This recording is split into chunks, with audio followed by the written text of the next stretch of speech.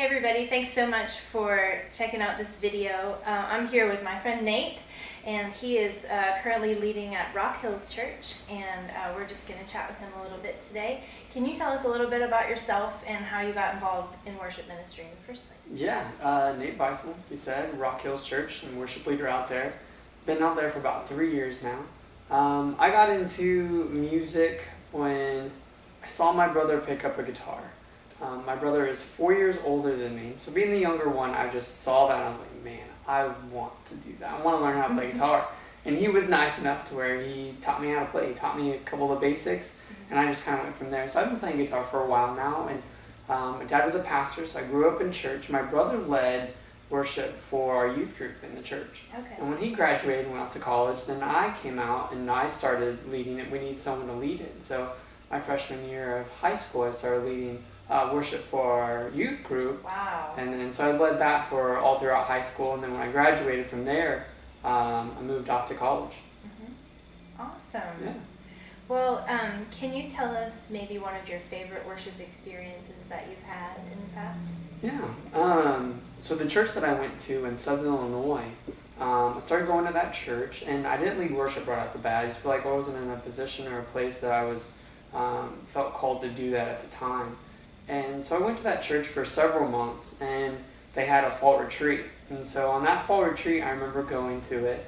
And like I said, I wasn't leading worship. I was just a part of the church, worshiping all together at this conference, or at this fall retreat. And I just remember experiencing God's presence and Holy Spirit just falling on me. And it's really hard to explain, but I felt close to Him. I felt good. It was just a experience that, I long for those experiences, to feel the Holy Spirit's longing and presence in my life, and knowing that, He lives in me, He's with me, and just knowing that. And I think that was the first time that I experienced the Holy Spirit's presence, and it just felt really good. And that was like I said, that was something that I wasn't even leading worship at the time. That was just me being a part of the church, worshiping Him together. I think was the biggest thing that I've experienced in my life, for sure.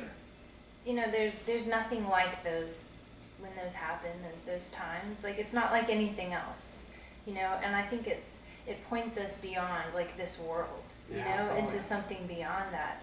We just finished reading the Chronicles of Narnia, my kids and I, and it talks about how Narnia was just a copy of a real, better world, and that things in this world, whenever we experience them, there's something more real and more better.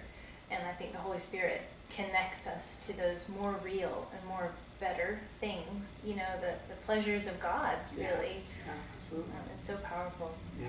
Well, I'm curious if, since you've been doing it for a little while now, if you see any trends happening in the world of worship music or worship ministry in general. I would say the church network that I'm a part of, we're really careful about what bands we're listening to, what music we're playing, what we're introducing to the church. We want to make sure that those bands and those churches, line up with what we believe in, that those are songs that are pointing their eyes towards Jesus. And so we're very careful about what songs we play. We're playing all the things that I think a lot of other churches play, like your Elevation, your Bethel, and Hillsong, and things like that. So we're playing all of those songs. And so do I notice any trends? Not really. I don't notice any trends that would cause me a great concern. I think right now, a lot of the stuff that bands are producing are for the most part simple enough to where we can do them. I think I don't want to be performance driven. I want to lead something on Sunday that is fairly low maintenance, if you know what I mean. Like, just because I can play at 100% doesn't mean I should be playing at 100%. I should make it scale it back to where I'm not worried about structure. I'm worried about worshiping and leading the band and leading the church into that, not having to worry about some of those extra details. So I feel like a lot of the songs that we are choosing, or that I look for, are ones that are easy to replicate. Is it something that, for one, I'm capable of playing? Is it too wordy? Is it distracting? Is it is it something that those are our values that I believe in also? Is it pointing our eyes back to Jesus? Those kind of things that I'm looking for. And so I feel like currently, as far as trends go, a lot of music that those guys are producing, that those men and women and those bands are producing, are fairly good, and really enjoying those. And I know we have a lot of writers within our church network as well, and so that's been fun. Oh, that's just neat. learning and playing those as well.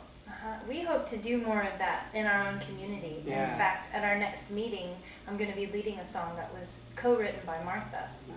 Yeah, I can't that would wait. be good. Yeah, I think it's as worship leaders, it's not necessarily a spiritual gift, but it is a gift I think that we all as worship leaders or maybe non-worship leaders should be asking for. And I think it is a muscle. I think the more we do it, the more we practice. And some of the songs that we will write will be just for personal use. Sure. And that's fine. And Yes. that is great. The Bible talks about many times just how special it is, how cool it is to be able to write a song, worshiping God. And then some of those songs, every once in a great while, will be for corporate worship, will be for the church, edifying our faith, growing us closer to God. And so that's exciting to do. That I know that you and several other people I know are starting to write. And I think the more we do it, the more confident we get in it, and the more effective we can get in it. And I can't wait. It's going to be really good. It'll be fun. So the final question is, what's your favorite song right now to lead your congregation? Favorite song, yeah. It might be hard to pick. Yeah. I'm trying to think of some songs that. So as worship leaders, when you introduce songs, you know when songs go over really well, and you know when they don't go over really well. Unfortunately, I've been able to when I see and I just feel the Holy Spirit's presence when we're leading worship and the church is responsive and worshiping as well. A lot of those songs tend to be some of the simple ones, and that's what we want. And so I try to stick to some of those. The ones that I'm actually getting ready to, I'm thinking out loud here. Bethel came out with the song "Be Enthroned." It just talks about 1,000 generations worshiping all together, not just us, but it's just really encouraging song, and it's one that I'm going to start introducing at Rock Hills Church. I just feel really good. It's important that we as worship leaders are able to worship to it ourselves before we go out and introduce those songs.